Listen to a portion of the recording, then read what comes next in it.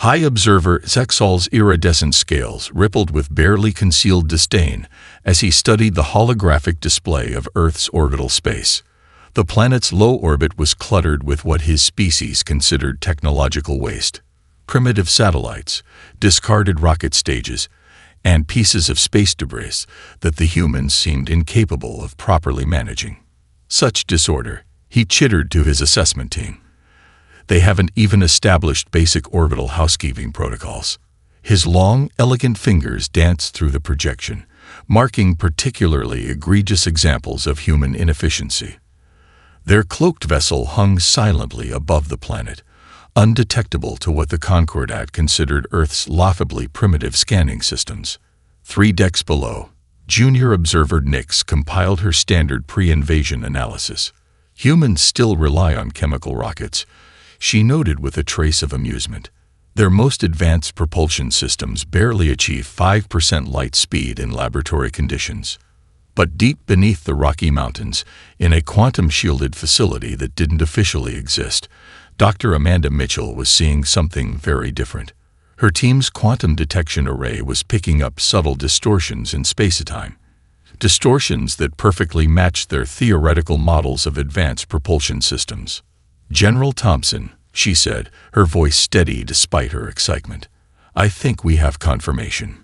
She gestured to the seemingly random patterns flowing across her holographic display. To untrained eyes, it looked like noise. To her team, it was a signature they'd spent years learning to recognize. General Marcus Thompson stepped closer, his weathered face illuminated by the ethereal glow of quantum calculations. "How many vessels?" "At least 3 major signatures in high orbit," Amanda replied, her fingers dancing through the data. "They're using some kind of gravitational distortion field for cloaking, just like we predicted. The Chinese quantum array is picking up the same signatures. So is the European network." The general allowed himself a small smile. The aliens thought they were being clever, testing Earth's readiness using their advanced technology. They had no idea that humanity had spent the last 50 years preparing for this moment, not with the massive space fleets or energy weapons they'd expect, but with understanding gleaned from studying the quantum nature of reality itself. In her private lab in Seattle, Dr. Mitchell's quantum computers were processing information in ways that would seem impossible to their alien observers. While the Concordat ships watched Earth's primitive classical internet and radio transmissions, they missed the quantum-entangled communication network that had been operational for nearly a decade. "Status report." General Thompson's voice came through on a channel that was technically impossible by the aliens' understanding of human technology. "The honeypot is working perfectly, sir," Amanda responded, watching as the alien vessels continued their arrogant surveillance.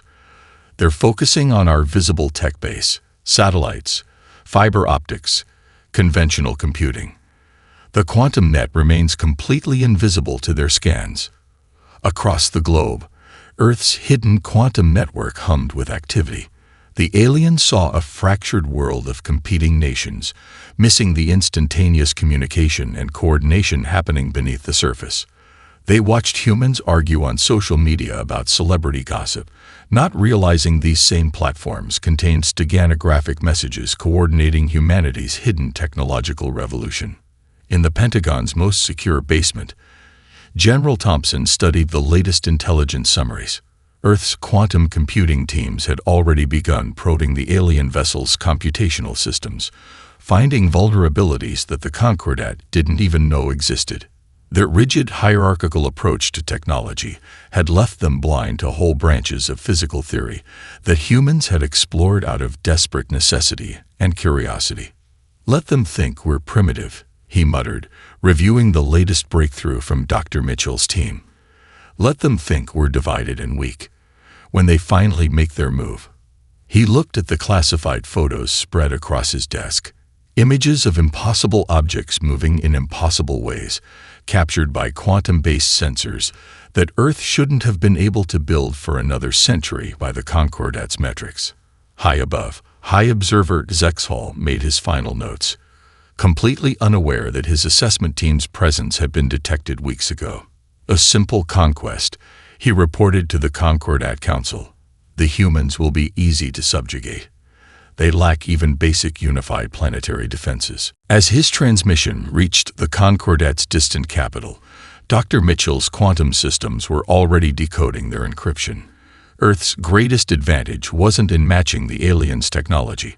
It was in finding entirely different paths to similar goals.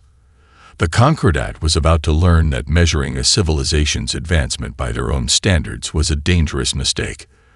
The massive ships materialized at dawn, their crystalline hulls catching the morning sun over Earth's major cities. In New York, pedestrians stopped in their tracks, phones raised skyward. In London, traffic ground to a halt as people emerged from their vehicles to stare at the impossible sight. Over Beijing, the vessel's shadow cast the city into artificial twilight. Admiral Jessica Hayes stood in her underground command center, watching the global reaction through a network of quantum-encrypted feeds. "Right on schedule," she murmured, noting how the alien ships positioned themselves exactly where Earth's defense simulations had predicted. "Initiating Protocol Avalanche," her communications officer announced. Across the globe, military units smoothly transitioned to their long-rehearsed first contact positions. There was no panic, no chaos, just the quiet efficiency of a plan decades in the making. The aliens' first broadcast came exactly 17 minutes after their appearance. High Observer Zexhal's holographic form materialized above Times Square, his scaled features projected with intimidating clarity. "People of Earth," his voice resonated in perfect English, "the Galactic Concordat offers you guidance and protection. Your primitive civilization has been deemed worthy of uplift into our empire. Surrender your governing authority, and we will guide your species to the stars." In her quantum-shielded bunker, Dr. Amanda Mitchell couldn't help but smile as her systems decoded the alien transmission's underlying carrier wave. "Got it," she announced to Admiral Hayes. "Their encryption is exactly what we expected. Complex, but fundamentally based on principles we've already mapped." The Admiral nodded, watching as Earth's response plan unfolded. The aliens had expected chaos, panic, perhaps a few crude military responses. Instead, they faced an eerie silence. No emergency broadcasts, no missile launches, no panicked governments begging for terms. "Send our response," Hayes ordered. "All channels, just like we practiced." Across every alien communication frequency, Earth's message transmitted simultaneously in perfect Concordat standard. "We've been expecting you. Perhaps we should talk as equals." In his command ship, High Observer Zexhal's scales flickered with shock. "Impossible," he hissed to his communications officer. "Their technology cannot support this level of translation. They cannot have decoded our language already." But the evidence was undeniable. The humans weren't just responding. They were using communication protocols that the Concordat considered classified. When Zexhal attempted to switch to secure channels, he found the humans already there, waiting. "This is Admiral Jessica Hayes of the Earth Defense Initiative." Her voice came through with perfect clarity. "We've spent generations preparing for this moment. Your invasion fleet, currently approaching from the Kuiper Belt, has already been detected. Would you like to discuss terms before they arrive?" In the Pentagon's war room, General Thompson watched the alien ship's energy signatures fluctuate as they processed this impossible revelation. "Launch Phase 2, he ordered. Across Earth, hidden quantum arrays activated, creating a web of entangled particles that made conventional scanning impossible. The aliens suddenly found themselves unable to penetrate beyond the planet's upper atmosphere with their sensors. "Fascinating," Dr. Mitchell commented, watching the aliens' increasingly desperate attempts to pierce Earth's quantum shield. "They never considered using entanglement this way. Their entire approach to physics is so linear." The Concordat ships attempted to reposition, only to find their gravitational drives responding sluggishly. Lieutenant James Cooper's cyber warfare team had already begun their work, using quantum backdoors to infiltrate systems the aliens believed impregnable. "Your species is barely past chemical rockets," Zexhal protested, his composure cracking. You cannot have this level of technology. Our assessment. Your assessment, Admiral Hayes interrupted, was based on what we wanted you to see. Humanity chose a different path to the stars. High Observer, we'd be happy to share our discoveries, as equals. In orbit, the alien ships hung motionless, their commanders facing a scenario no Concordat training had prepared them for. They had expected to find a primitive world ripe for conquest. Instead, they faced a civilization that had hidden its true capabilities, preparing for this moment while appearing vulnerable. As Earth's quantum shield solidified and the first hints of the aliens' invasion fleet appeared on deep space sensors, Admiral Hayes allowed herself a small smile. Now then, she broadcast to the increasingly unsettled alien commander, "Shall we discuss how to avoid any unfortunate misunderstandings?" Lieutenant James Cooper slouched in his chair, drinking gas station coffee while his fingers danced across holographic interfaces. To any Concordat observer, he looked nothing like their image of a warfare specialist. No uniform, no military bearing, just a lanky guy from Montana in a worn NASA t-shirt and jeans. "You're absolutely sure about this?" Director Emily Nash asked, watching over his shoulder as complex quantum algorithms unfolded across his screens. The underground facility in Montana had been disguised as a server farm for social media companies, exactly the kind of primitive technology the aliens expected to find. "Their whole network is built on recursive logic," Cooper replied, grinning as he worked. They never considered that someone might approach computing from a completely different direction. "Watch this." His fingers flew across the interface, and somewhere in orbit, a Concordat cruiser's navigation system began to hiccup. High Observer Zexhall was growing increasingly agitated as more of his fleet's systems showed signs of interference. "Impossible," he chittered to his command staff. "Their technology is centuries behind ours. They cannot be penetrating our defenses." But they were. Throughout the Concordat fleet, alien computers began experiencing what they considered impossible malfunctions. Their quantum-based security, designed to be unbreakable, hadn't accounted for the peculiar way humans had approached quantum computing. In her Seattle lab, Dr. Amanda Mitchell monitored the effects of Cooper's cyber assault. "The honeypot worked perfectly," she reported to Admiral Hayes. "While they were studying our conventional internet, they completely missed the quantum network hidden beneath. Their security is built on assumptions that we simply didn't share." The true extent of humanity's technological deception was becoming clear. While the Concordat had watched Earth's obvious technological development, rockets, satellites, fiber optics, they had missed humanity's quiet revolution in quantum physics and computing. "Status report," Director Nash demanded, watching as more alien systems fell to Cooper's team. "Their ships use quantum processors similar to ours," Cooper explained, taking another sip of his now cold coffee. "But they developed them differently. They went for perfect quantum states, absolute precision. We learned to work with imperfect systems, to exploit quantum uncertainty rather than trying to eliminate it.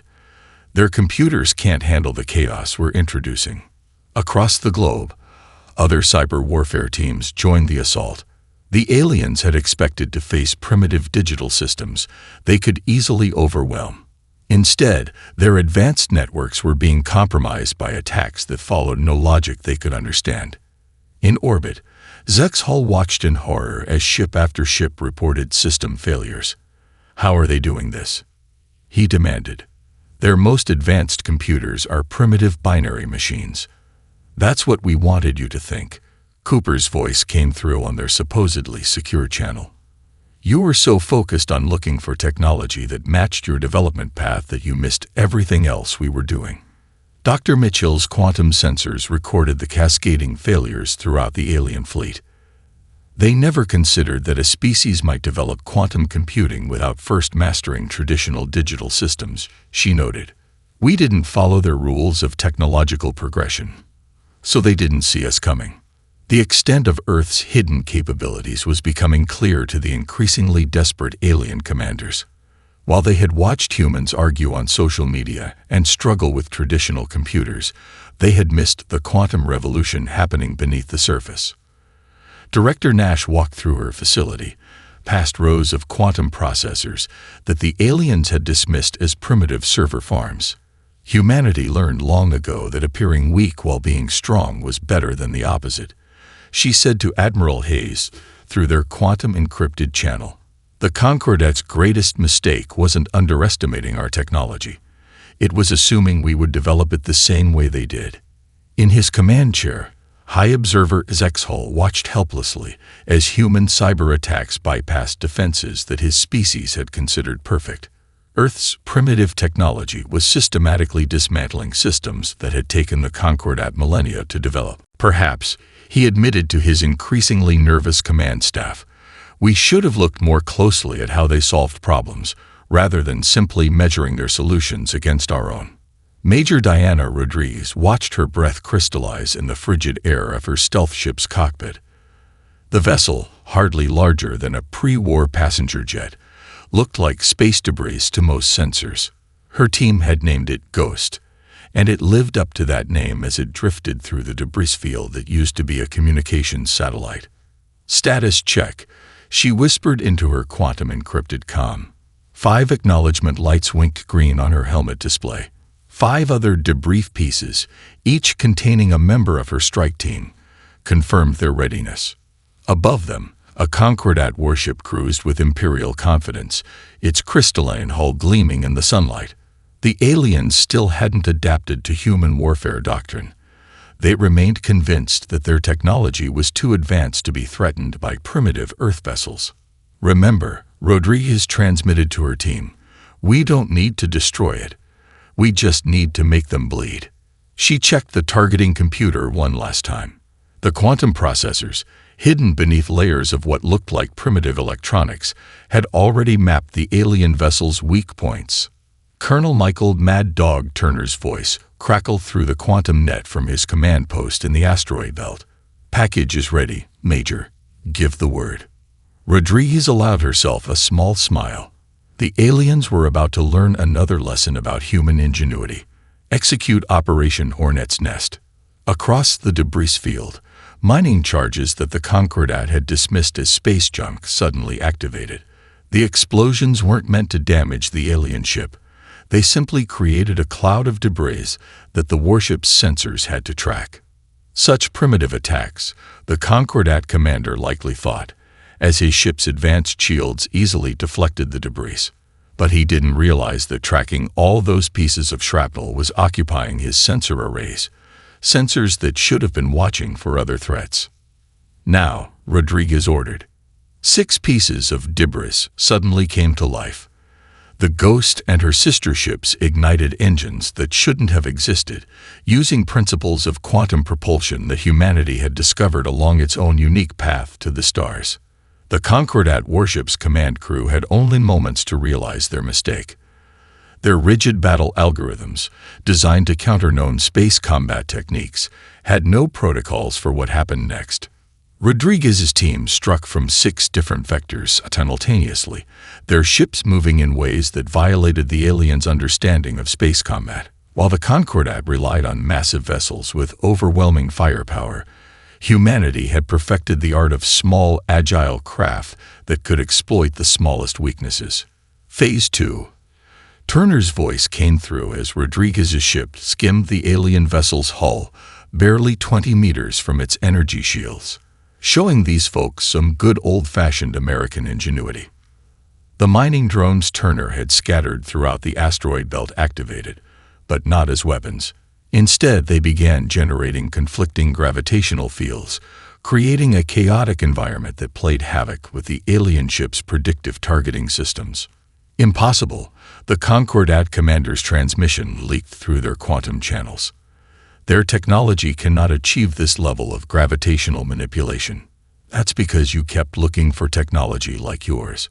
Rodriguez replied on their frequency, her ship dancing through spaces their targeting computers said couldn't exist. Humanity learned to think differently.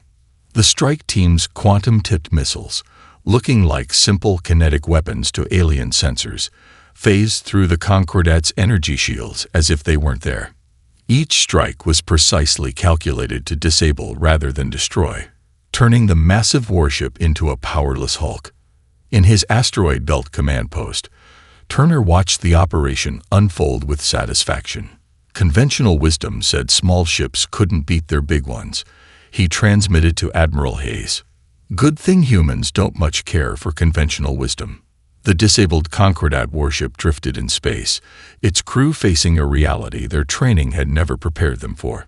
Every assumption about human military capabilities had been based on how the Concordat would have developed space combat. They had never considered that humanity might approach the problem from completely different angles. Chalking up another one for the history books, Rodriguez reported as her team secured the alien vessel. The Concordat's about to learn that humanity wrote its own rulebook for space warfare. Chief Engineer Kevin O'Brien stood in what used to be an old Ford manufacturing plant in Detroit, watching as teams of engineers and quantum physicists swarmed over captured alien technology. The massive facility hummed with activity, its primitive assembly lines now producing hybrid weapons and defensive systems that merged human ingenuity with Concordat tech. "They're not going to believe this," he muttered, checking the latest production figures on his quantum tablet. 3 months ago, this plant had been making electric vehicles. Now it was churning out gravitic pulse generators that shouldn't have been possible with Earth's technology level. Dr. Amanda Mitchell's hologram appeared beside him, transmitted through their quantum network. "The Concordat's latest scan just passed overhead," she reported, a hint of amusement in her voice. "They still think this is just a conventional factory. Their sensors can't penetrate our quantum camouflage." O'Brien nodded, walking past a row of workers installing quantum-enhanced power cores into what looked like traditional missile casings. "How's their latest attack going?" "Poorly," Mitchell replied. "They still haven't figured out why their weapons keep missing our facilities. They're looking for massive shield generators like theirs, not realizing we've developed quantum probability manipulation instead." The factory floor represented everything the Concordat had missed about human innovation. While they expected Earth to follow their linear technological progression, humanity had taken creative leaps in unexpected directions. The aliens had mastered massive energy shields. Humans had learned to bend probability itself, making their facilities almost impossible to target. A commotion near the testing area drew O'Brien's attention. A team of engineers had just successfully merged a captured alien power source with Earth's quantum computing architecture. The resulting hybrid system produced twice the energy output that the Concordat's engineers had believed possible. "They built everything to be perfect," one of the younger engineers explained, showing O'Brien the modifications. "We figured out how to make it work better by making it messier. Their tech doesn't like chaos. Ours thrives on it." Across the globe, similar facilities were pushing the boundaries of what the Concordat thought possible. In Brazil, a repurposed aircraft factory was producing space fighters that combined alien gravitic systems with human neural interfaces. In Japan, researchers had cracked the code of Concordat energy weapons by approaching plasma physics from an entirely different theoretical framework. Status report from the front lines. Admiral Hayes' voice came through the quantum net. "The Concordat just lost 3 more capital ships to weapons they swear couldn't possibly exist. Their tactical analysts are having nervous breakdowns trying to figure out how we're doing it." O'Brien walked to a secure testing chamber where his team was examining their latest breakthrough. The device looked like it had been cobbled together from alien scrap and Earth electronics, but its capabilities defied conventional physics. By embracing imperfection and quantum uncertainty, they had created weapons that the Concordat's perfect technology couldn't counter. "Sir," a technician called out, "the new production line is ready. You should see this." The main factory floor had been transformed. Robotic arms that once assembled car engines now moved with impossible precision, guided by quantum computers that merged human and alien mathematics. The products emerging from the line looked deceptively simple, small devices that combined Concordat power systems with Earth's unique approach to quantum mechanics. "They thought we'd try to copy their technology exactly," O'Brien explained to a group of visiting military observers. Instead, we're rebuilding it our way. They spent millennia perfecting their tech. We're spending months figuring out how to make it work better by breaking their rules. A massive hologram dominated the factory's command center, showing the status of similar facilities worldwide. Earth's industrial base wasn't just adapting alien technology. It was revolutionizing it. The Concordat had expected humans to take generations to understand their advanced systems.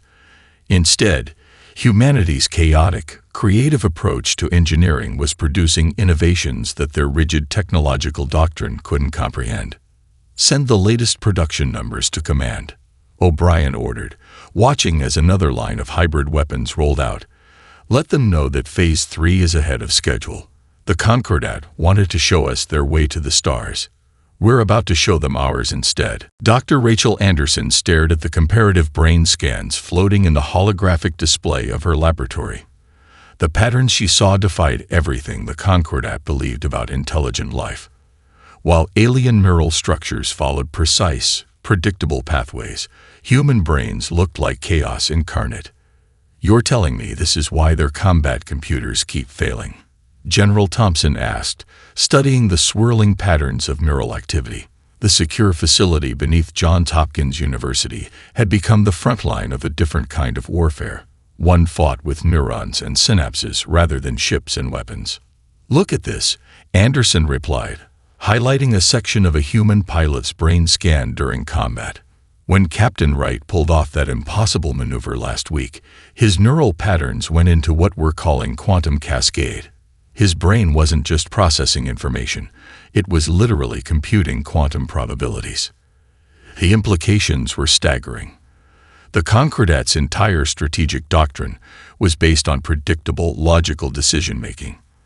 Their combat computers could calculate every possible move based on their understanding of rational tactics. But human brains didn't work that way. Captain Thomas Wright himself stood in the laboratory, fresh from another successful engagement against Concordat forces. So that's why they never see us coming, he asked, watching his own neural patterns dance across the display. Because we're not thinking the way they expect us to think.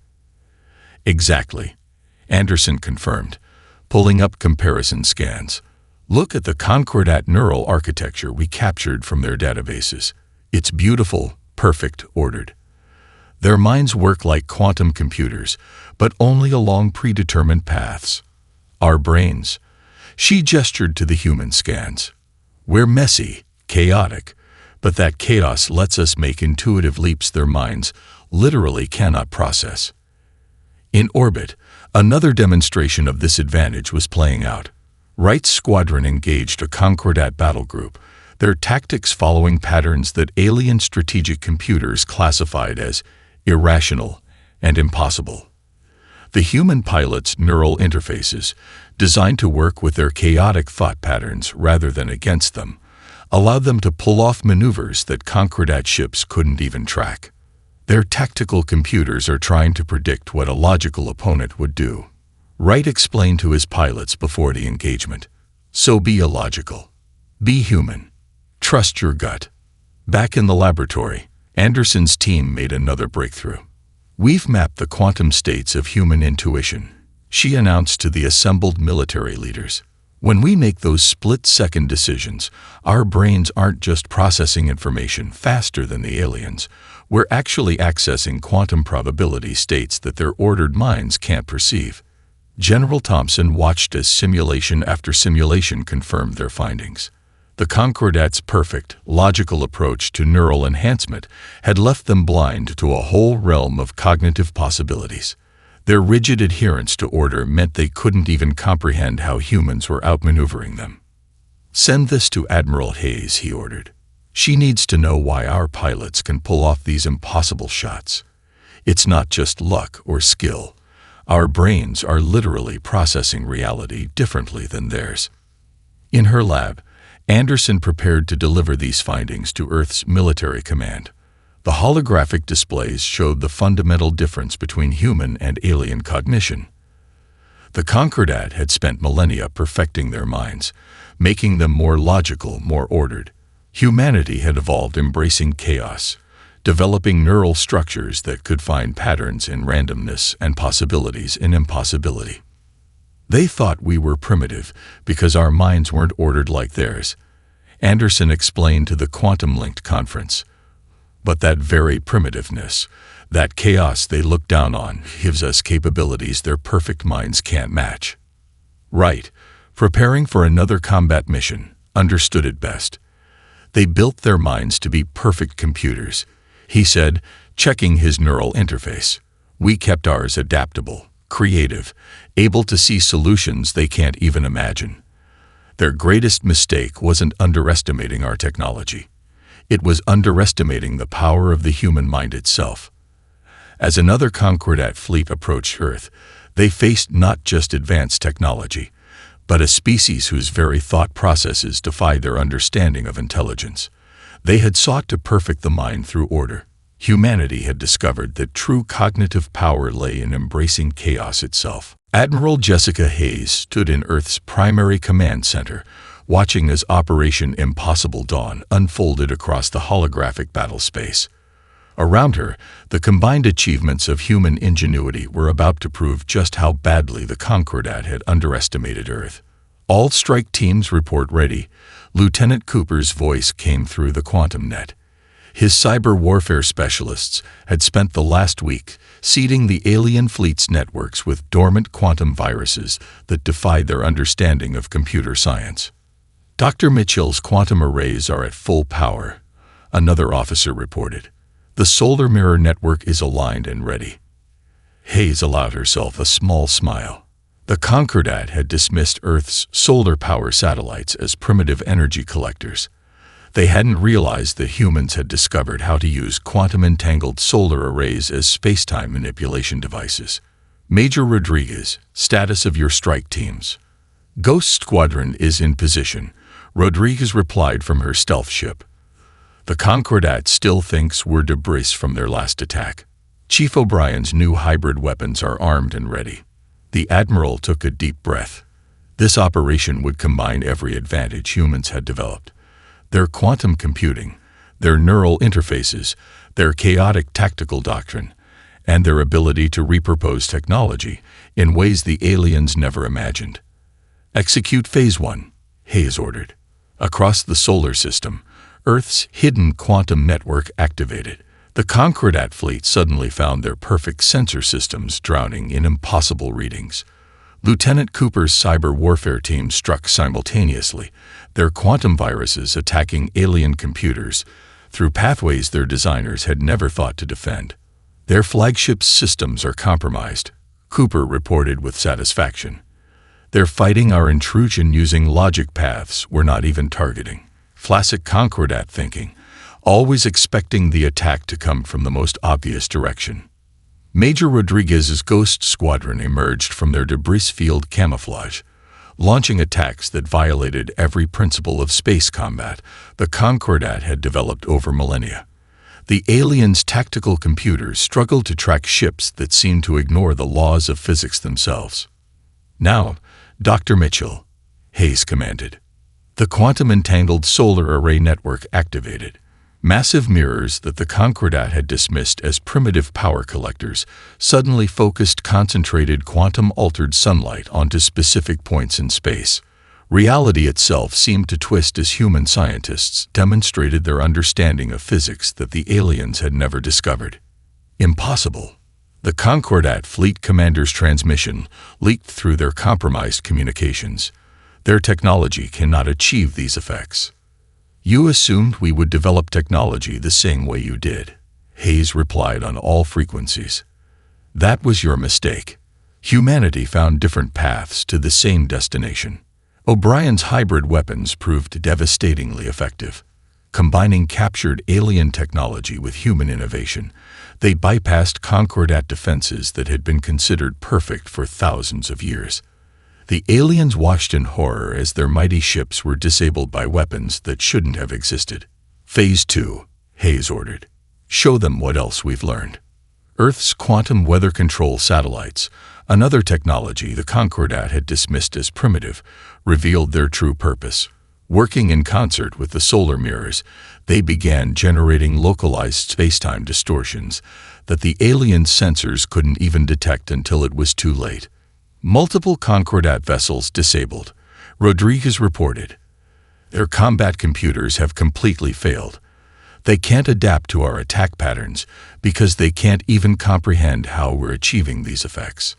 The battle unfolded exactly as Earth's quantum probability computers had predicted. The Concordat fleet, trapped between multiple forms of impossible human innovation, found their perfect technology failing against attacks that defied their understanding of physics, computer science, and tactical doctrine. Final phase, Hayes commanded. Lieutenant Cooper, execute quantum strike. The cyber warfare team launched their masterstroke, a quantum-based attack that turned the aliens' own ships against them. Systems that the Concordat had believed perfectly secure were compromised by human algorithms that approached computer science from entirely different angles. Victory confirmed, Rodriguez reported as the last Concordat ship surrendered. The fleet is neutralized.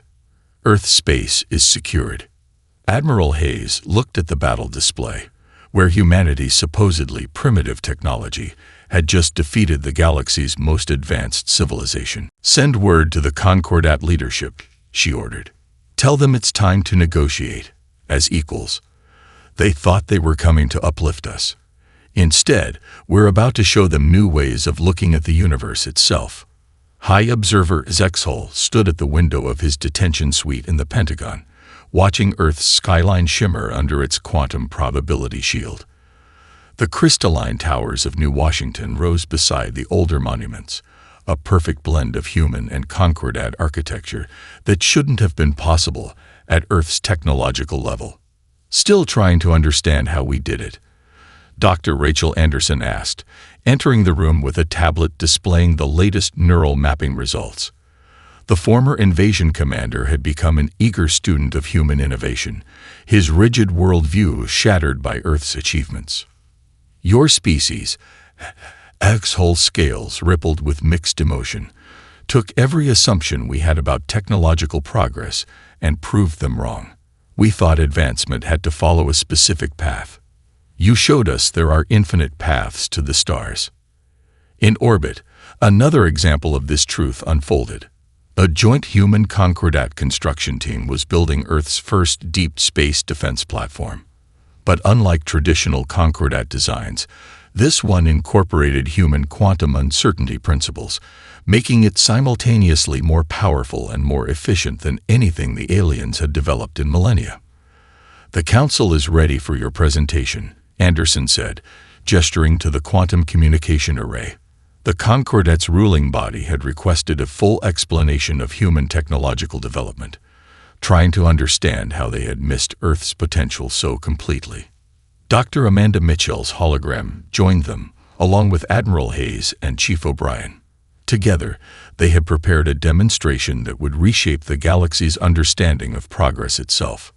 Honorable Council, X-Hull addressed his former leaders, I stand before you not as a prisoner, but as a student. Humanity hasn't just defeated our invasion. They've shown us new ways of thinking that our perfect, ordered minds never conceived. The presentation began with neural mapping data, showing how human creativity operated on quantum levels that Concordat science had never explored. O'Brien demonstrated hybrid technologies that combined alien precision with human chaos theory, producing results that defied conventional physics. We thought their reliance on fossil fuels meant they hadn't mastered fusion, X-Hull explained. We didn't realize they had instead developed quantum probability manipulation, making their energy needs fractional compared to ours. We saw their space debris and assumed primitive orbital technology, missing the quantum stealth systems hidden in plain sight. Admiral Hayes showed tactical simulations of the final battle, demonstrating how human unpredictability had overcome Concordat precision. Your ships were perfect, she explained to the Council. Ours were adaptive. You sought to eliminate chaos. We learned to harness it. The Council watched in fascination as Mitchell demonstrated Earth's quantum computing networks. The Concordat had spent millennia developing perfect quantum states. Humans had discovered how to compute with imperfect ones, opening up entirely new realms of mathematical possibility. Their greatest achievement, as Hull concluded, wasn't matching our technology. It was finding entirely different ways to solve the same problems. We offered to guide them to the stars, not realizing they had already found their own path. Around the Earth, reconstruction efforts showcased this new philosophy. Human cities were being rebuilt not with pure Concordat technology, but with hybrid systems that combined the best of both civilizations. The quantum shields protecting Earth weren't the massive energy barriers the Concordat used, but subtle manipulations of probability that made attacks simply fail to connect. The Concordat has always sought perfection, Anderson addressed the Council. Humanity embraced imperfection and found power in it. Perhaps together, we can discover even greater possibilities. The Council's response was unprecedented in their history.